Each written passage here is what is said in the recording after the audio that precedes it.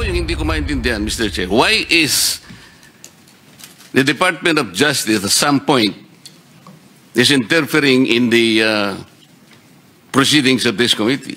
This is something that we should probably process.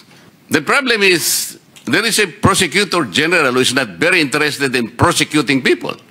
He's very selective, Mr. Chair. This is something that is objectionable. I take exception to the observation. Magandang araw po sa inyo mga banateras. Ako po si Banat Girl. Ito po mga banateras, panoorin natin ito at sabay-sabay po tayong mag-react sa comment section.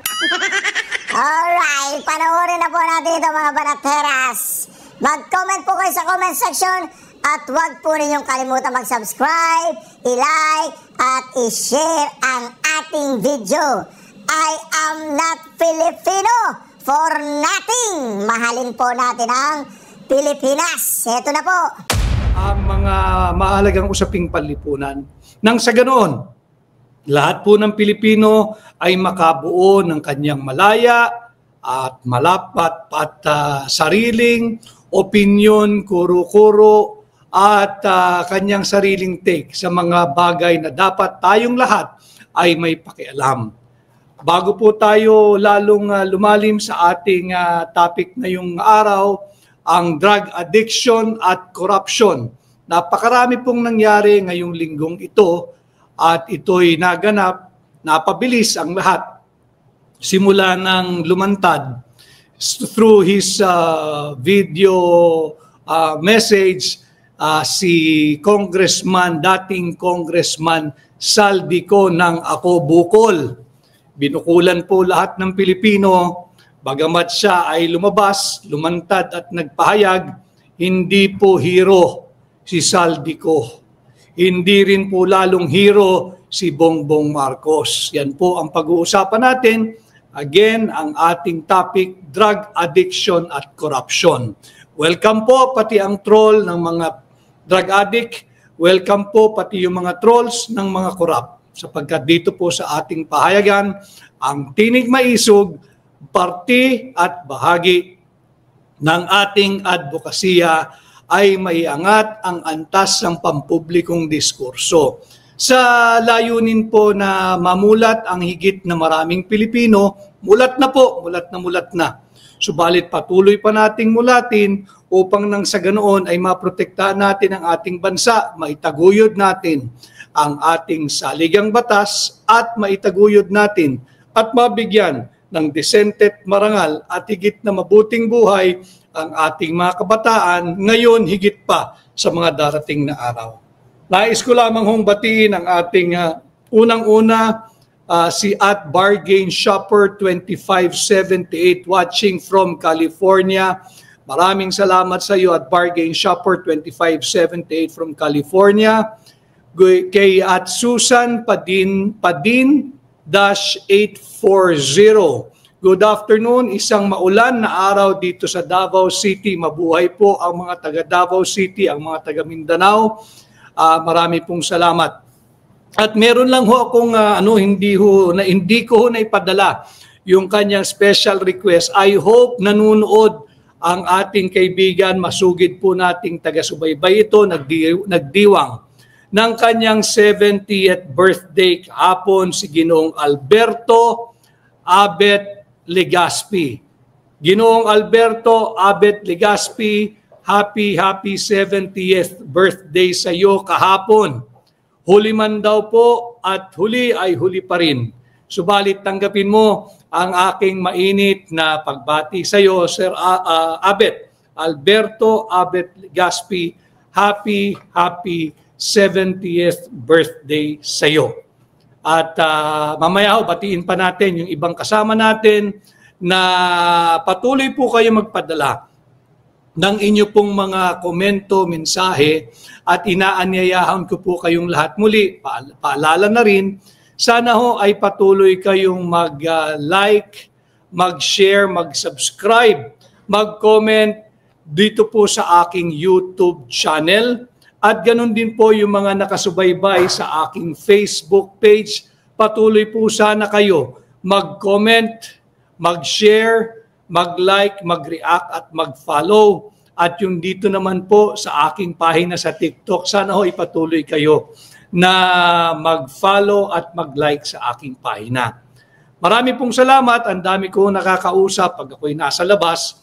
Kagaya po ngayong araw, kaya po tayo medyo na late. Bukod sa traffic, marami po tayo nakakaharap. Papasalamat po sila sa akin dahil nga raw po'y naliliwanagan kayo tuwing meron tayong dinidiskurso dito sa ating pahina. Ako naman din nagpapasalamat sa inyong patuloy na pagtangkilik sa ating munting pahina.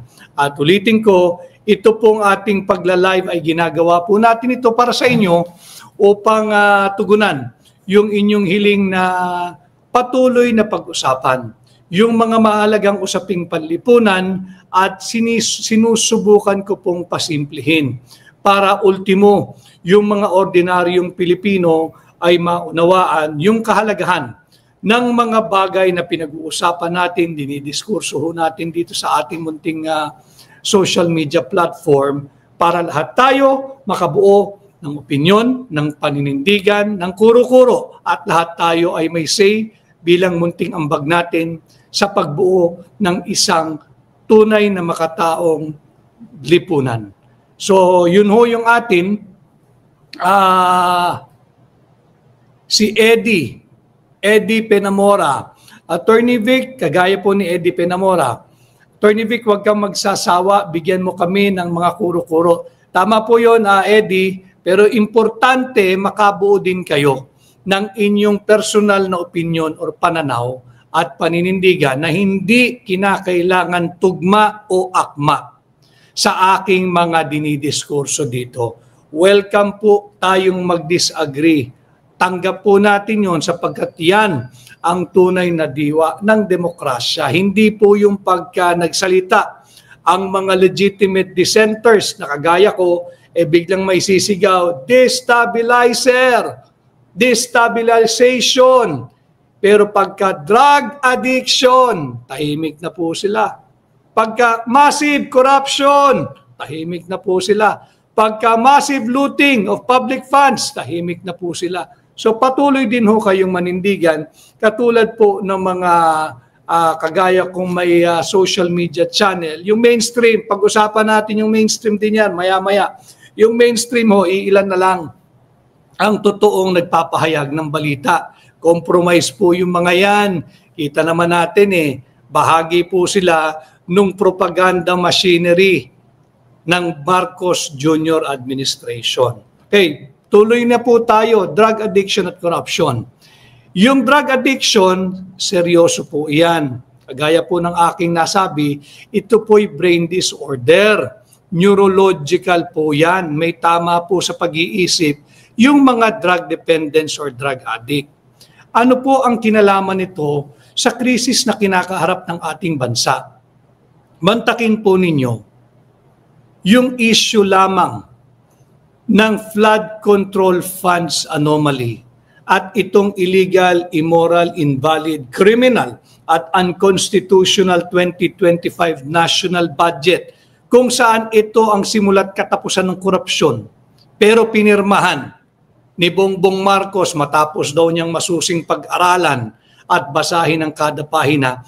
Kaya po tayo nasasadlak ngayon sa pinakamalaking kontrobersiya patungkol sa korupsyon na pumalaot sa ating kasaysayan at bumabagabag sa bawat Pilipino sapagkat hanggang ngayon marami pa rin ho lubog ang paa sa tubig baha o hindi man po lubog hanggang tuhod sa tubig baha.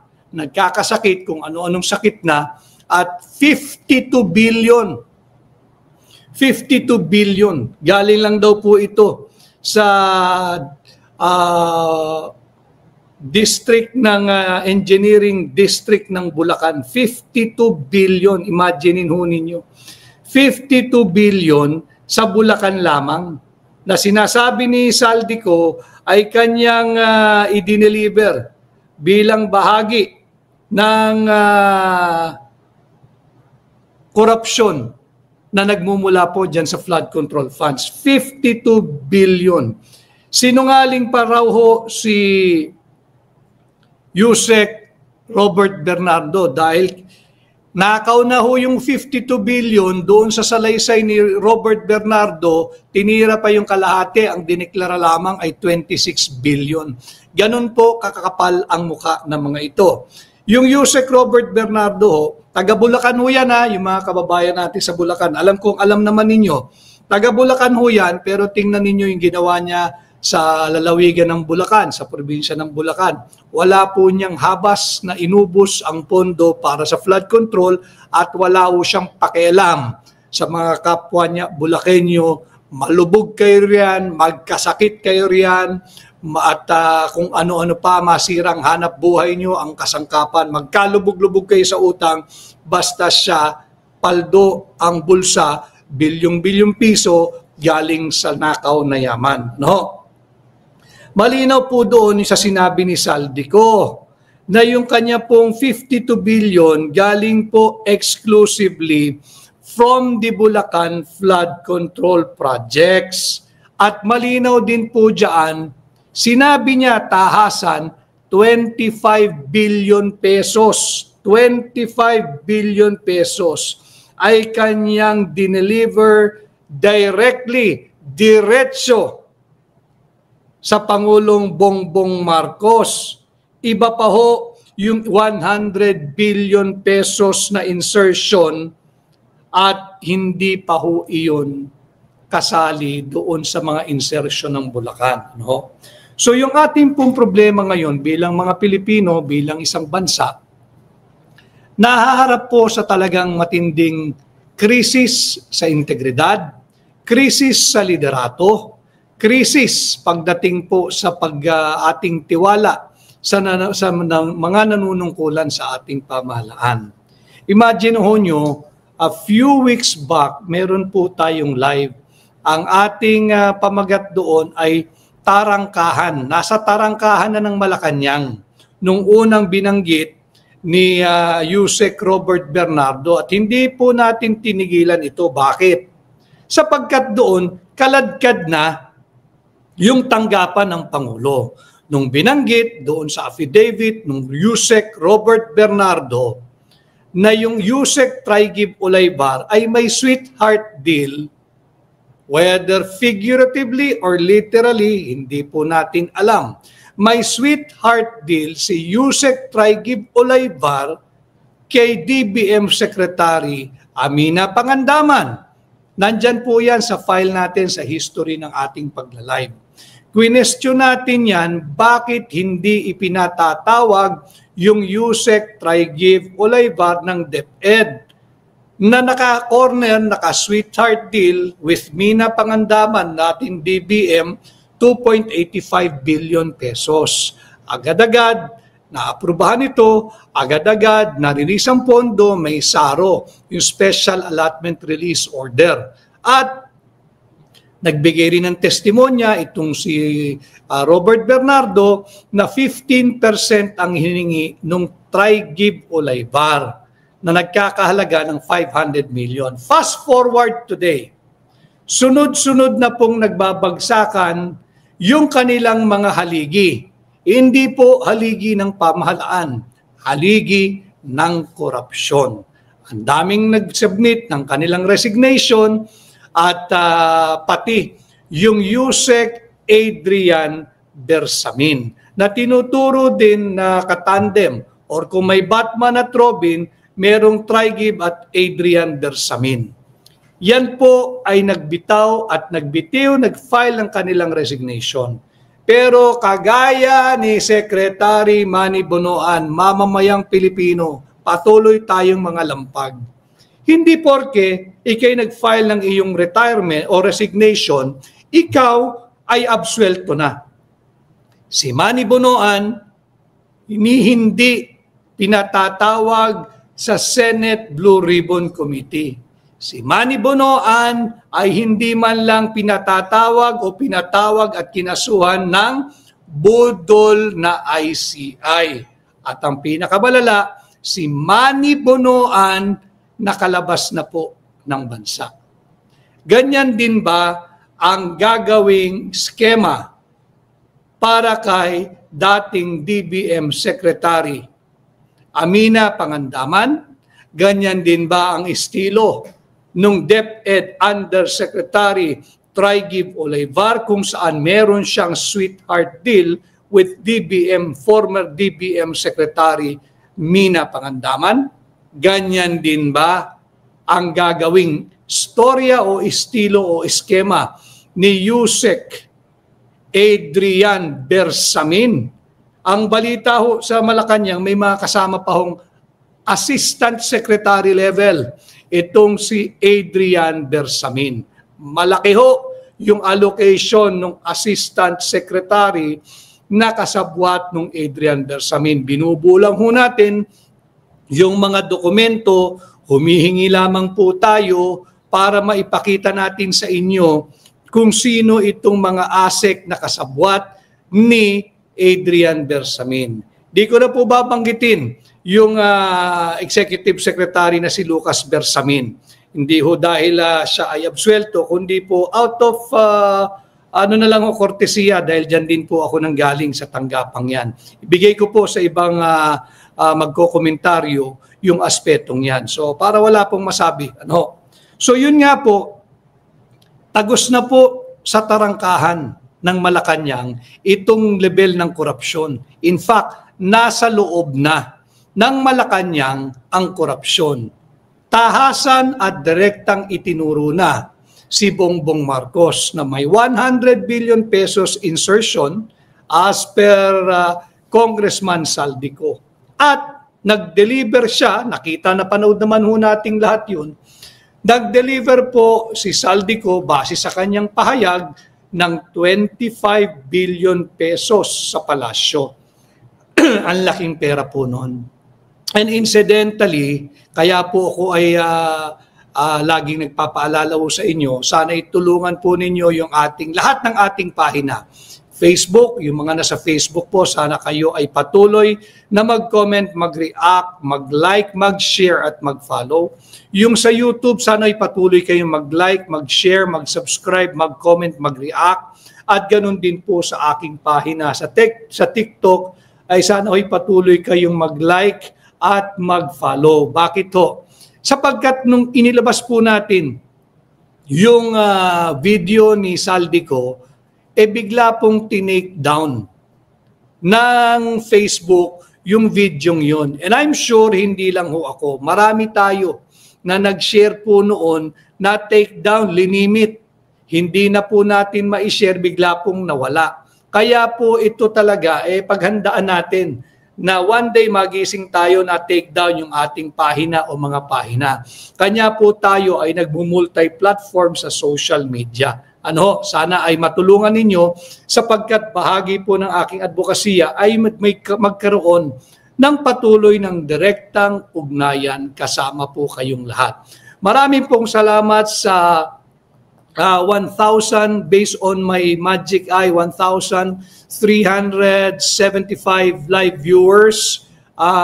Hindi ko alam kung saan ito kung TikTok, kung Facebook or YouTube. Marami pong salamat sa napakaraming nakasubaybay din po sa TikTok. So, lusot na, tagos na sa tarangkahan. Kung dati ay hanggang tarangkahan lang, kumakatok, nagdo-doorbell ang sa pintuan na ho ng Malacanang, ito po'y tumagos na. Sapagkat hindi po natin pwede na basta-basta baliwalain yung revelation ni Congressman Saldico. Litin ko hindi po hero si Saldico. Subalit, pinatunayan lamang niya na hindi siya yung most guilty. Matagal ko na hong sinasabi sa inyong lahat, if there is someone who is most guilty into the systematic corruption that we have all been witnessing in this Marcos Jr. administration, it's no less than, none other than, the most guilty is none other than Ferdinand Bongbong Marcos Jr. Bakit? Pinirmahan po niya yung tao ng budget natin.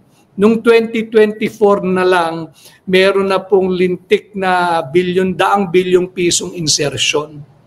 Ngayon pong 2025, sinabi na po natin, nag-file na po tayo ng kaso, wag mo sanang pirmahan yan. 2024 pa Disyembre, nangangampanya na tayo, wag mong pirmahan yan. Huwag kang matakot na magkaroon ka ng reenacted budget sapagkat illegal, invalid, immoral, criminal at unconstitutional yung panukalang budget na nagmula dyan sa mga blankong bicameral conference committee report ng 19th Congress, hindi ba? Ang chairman ho noon ay si Saldico, yung chairman ng appropriations. Kaya nga siya ay ngayon sinasabi wala raw credibility. Pambubudol po yan ng Marcos Jr. administration. Paano mo sasabihin walang credibility si Saldico? 3 taon mong siyang ginawang chairman ng appropriations. 3 taon po siyang chairman ng appropriations sa ilalim ng 19th Congress, sa ilalim ng pamumuno ni Martin Romualdez, dating speaker, first cousin ng kasalukuyang Pangulo, Bongbong Ferdinand Marcos Jr. Paano nila sasabihin, sinungaling ito, walang kredibilidad ito, bata nyo si Saldico. Ang problema, matagal na rin natin sinabi kay Saldico, ihuhulog ka na. In fact, linaglag ka na. Matigas lang ang ulo mo, o sadyang umaasa ka lang na hindi ka ihuhulog, matagal na nating binalaan, ihuhulog ka na kundi ka pahulog.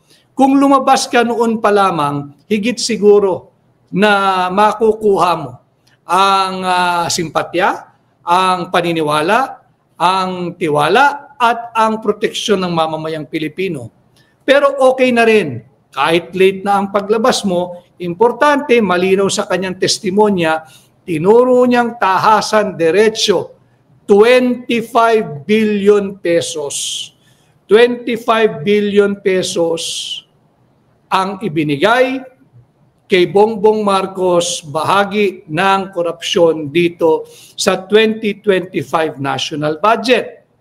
Bukod pa riyan, tahasan niyang itinuro si Bongbong Marcos ang may author at nag-utos na magkaroon ng 100 billion pesos insertion.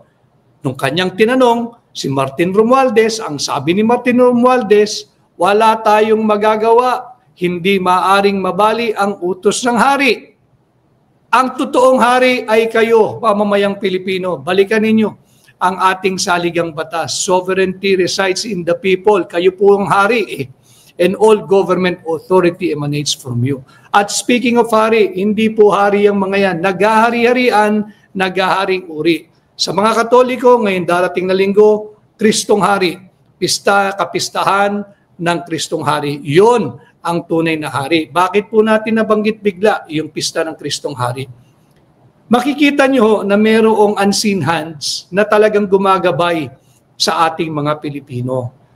Kahit po na sa kanila lahat, ng yaman, nakaw lamang, yung nakaw na yaman, nasa kanila, yung kapangyarihan, yung poder, yung impluensya, yung mga lahat na, pati pamimwersa, hindi pa rin sadyang maikubli ang mga katiwaliang kanilang ginagawa.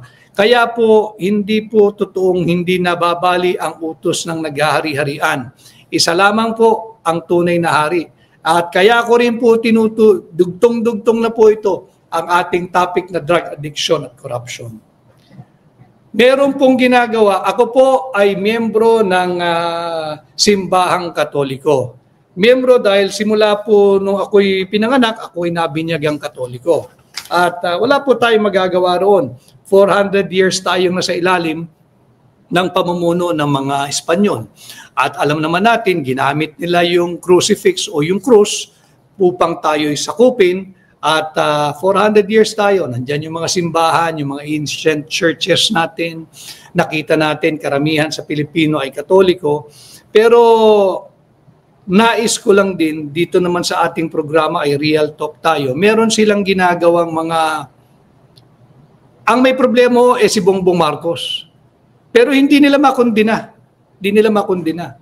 Confronted na po si Bongbong Marcos ng issue ng drug addiction at corruption. Pero napakatahimik, nakakabingi ang katahimikan ng Simbahang Katolika. Nakakabingi. Tila sinasabi, mas mainam na na si Bongbong Marcos kesa yung constitutional successor. Alam mo ninyo, parang yung sinabing, sige na, gahasain mo kami araw-araw, nakawin mo lahat ng pera namin. Huwag lang maupo, dahil nga may constitutional succession tayo, yung ayaw namin. Hindi naman po ito patungkol sa simbahan lang ng mga Katoliko. Ito po'y usapin ng lahat ng Pilipino, anuman ang iyong relihiyon. May obligasyon sila na labanan ang kasamaan. May obligasyon silang magturo ng tama't mali. Dito po sa aking parish, kikita ko, tama naman, tumulong tayo. Subalit, kastiguhin natin yung mga nagnanakaw ng pondo natin. Pag may sakuna, ito po yung talagang napaka-ipokrito. Pati yung mainstream media, kaya ho kayo, yung mga nakasubaybay, wag na ho kayong magpapabudol sa mga ito. Tuwing may trahedya, may bagyo, may baha, may sunog, may kung ano man, magkakaroon po sila ng fundraising for the victims of typhoon ganito, for the victims of earthquake ganito. Ang daming pera ng gobyerno Ninanakaw nga nila daang bilyon Tapos, tuwing may sakuna, tatakbo kayo sa pribado, nakuba na halos lahat. Kakakayod, kakabayad ng buwis, traffic, yung traffic, patindi na ng patindi. Magpapakita kayo ng mga maramdaming video sa inyong programa, sa telebisyon, yung mainstream media, sa simbahan, mga ngampanya na mag-relief drive tayo, wala pong masama doon. Subalit, nakakasakit ng loob pagka usapin na ng pagbatikos sa mga nagnanakaw sa mga Pilipino, tahimik ang simbahan. Tahimik, napakatahimik. At pag kinakailangan tumulong, tatakbo sa pribado. Hindi ba ninyo nakikita? Daang bilyon, trilyong piso ang kinukurakot ng mga nasa pamahalaan. Ni hindi ninyo tugisin? Drug addiction na ang issue. Wala akong pakilama doon sa issue ng pamilya. Pag-usapan lang natin yung may accountability bilang Pangulo. Dahil wala po tayo pare-parehas pakialam doon sa away pamilya nila. Yan sumabog na po yan, problema ho nila yon. May pamilya po nila yan May kanya-kanya tayong pamilya, may mga kanya-kanya din tayong concern sa ating mga kapamilya. Pero pagka ang pinag-uusapan na ay ang Pangulo ng Republika ng Pilipinas at mismo ang kanyang nakatatandang kapatid sa Pilipino pa, sa ating mga Pilipino, ate, manang, di ba? Mismo ang nagpahayag, derechahan. At yung kanyang pahayag, malalim. Malalim, hindi lang po yung pinaguhugutan, kundi yung simula ng kanyang pahayag. Pagka napanood ho ninyo, at nakakatiyak ako napanood ho ninyo, ang kanyang testimonya, sinabi niya, bata pa lamang kami. Bata pa lang ho sila. Wala pa ho tayo pare-pareho noon. Hindi ho ba? Yung mga kabataan, yung mga trolls, pakinggan ninyo yung sinabi ng kapatid ng iniidolo ninyo.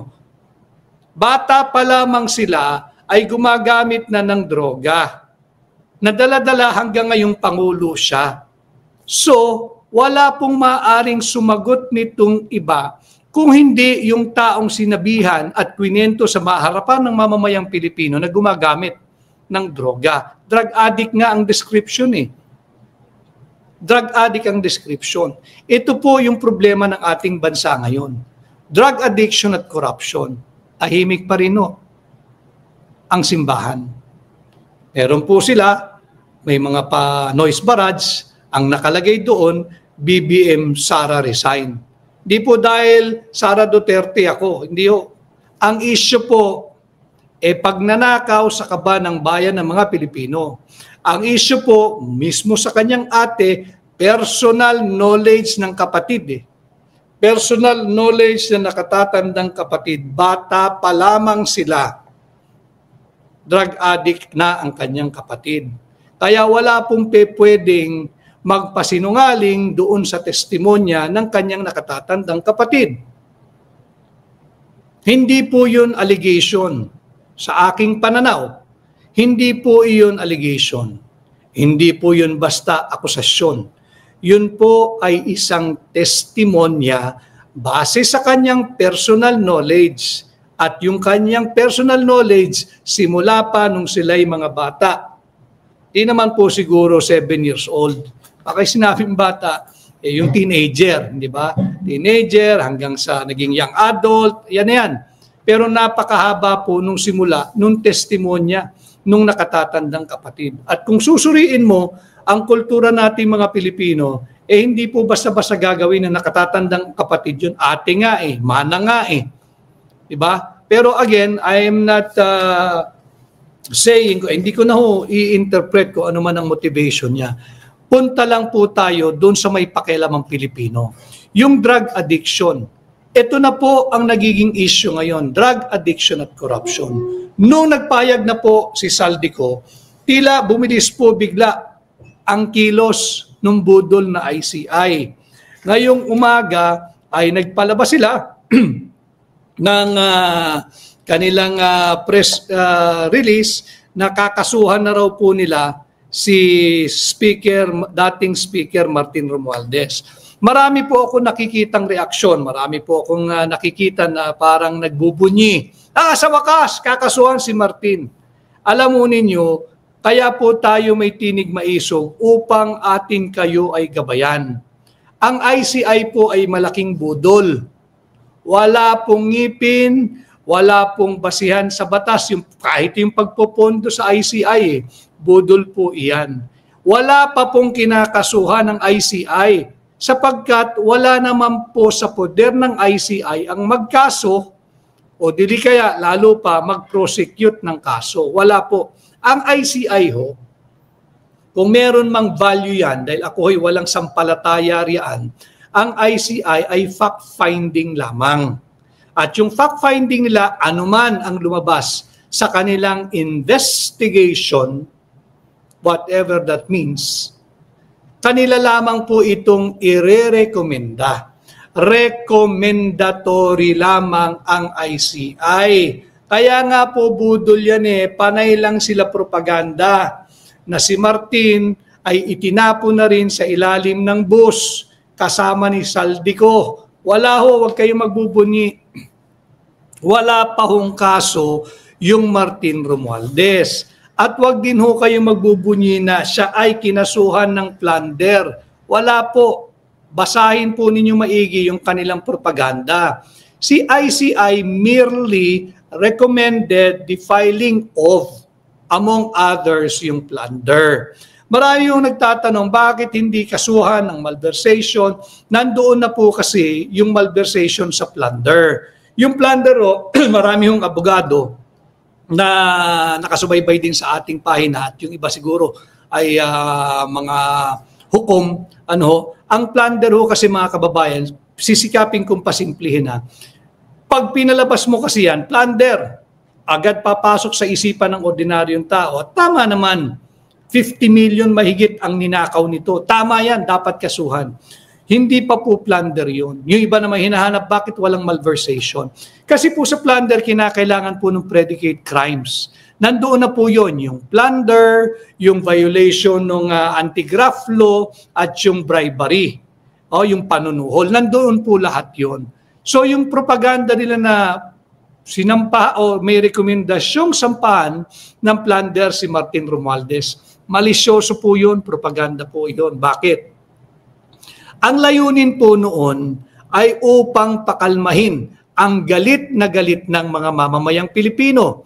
Ilang ulit na naglalabasan ang Pilipino sa kalsada.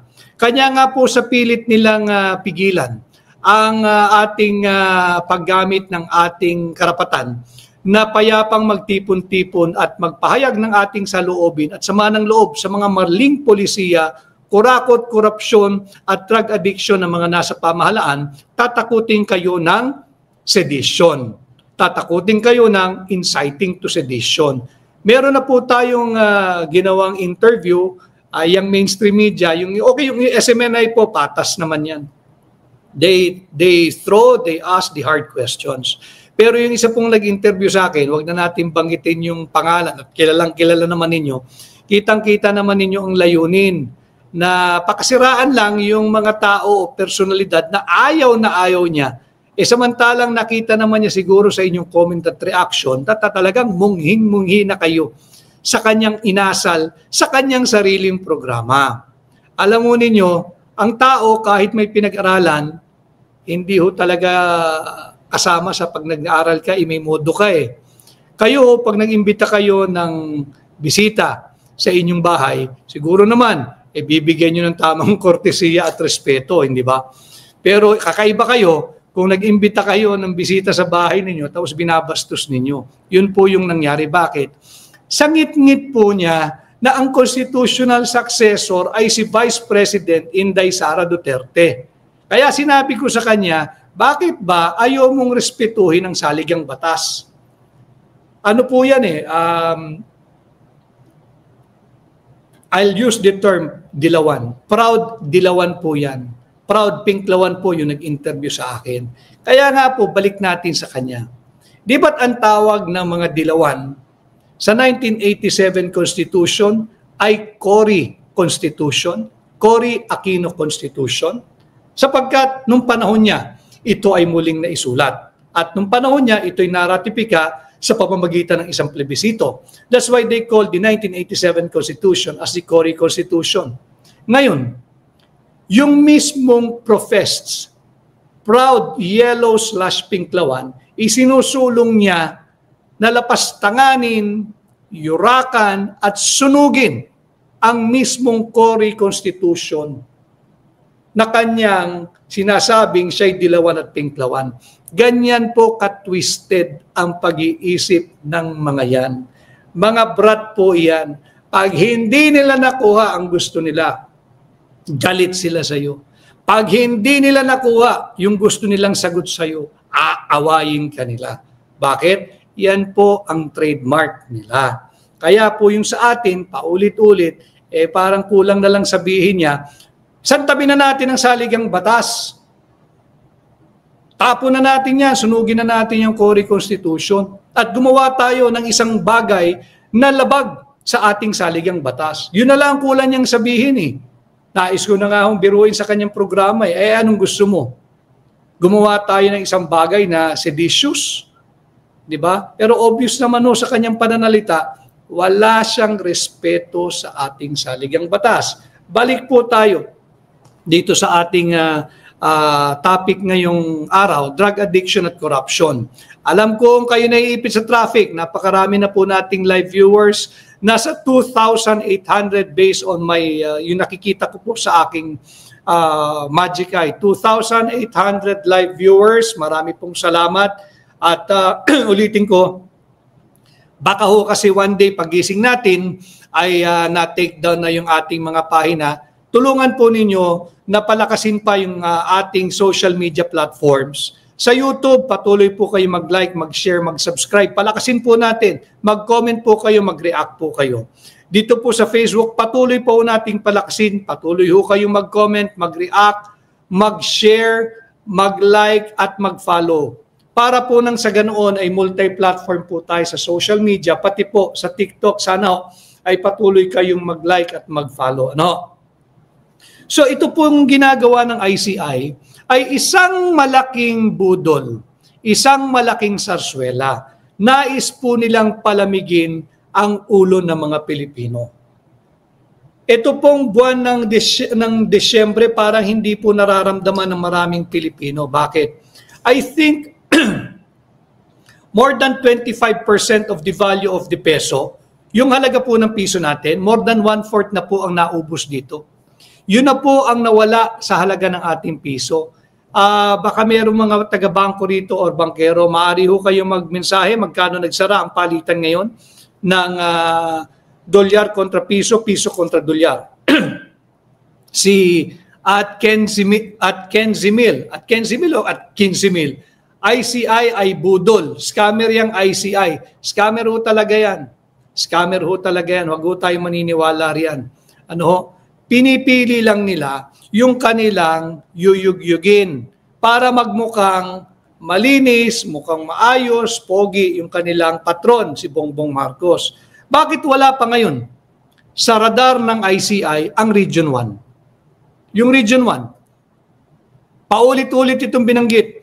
ni Governor Chavit Singson. Binanggit ito sa paragraph 30, yung famous paragraph 30 ni Ginoong Curly Discaya sa kanyang affidavit.